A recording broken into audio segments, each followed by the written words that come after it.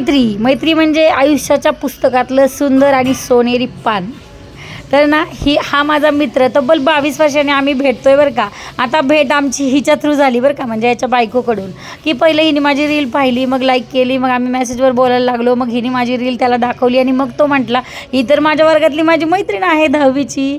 मग माझा नंबर हिने त्याला दिला. कशी आमची मैत्री बघा बरं. परत 22 वर्षांनी भेटली. मग खूप वर्षांनी आम्ही आज भेटलो फायनली. हे आमच्या घरी आले. मग खूप छान आदरातिथ्य करावं म्हणून ते नकोच म्हणत होते, पण मग मी छान पुरणाचं जेवण, पूर्णावरणाचं जेवण त्यांना घातलं. ते नकोच म्हणत होते, आग्रहाने घातलं. मग आता महाराष्ट्रीयन आहोत आपण, आपल्या घरी आल्यावर आदरातिथ्य तर झालंच पाहिजे. मग छान तिची ओटी वगैरे भरली. आणि खरंच ना मैत्री जपायला पाहिजे यार. मला इतका आनंद झाला ना, हे सांगायला शब्द नाही आहेत माझ्याकडं.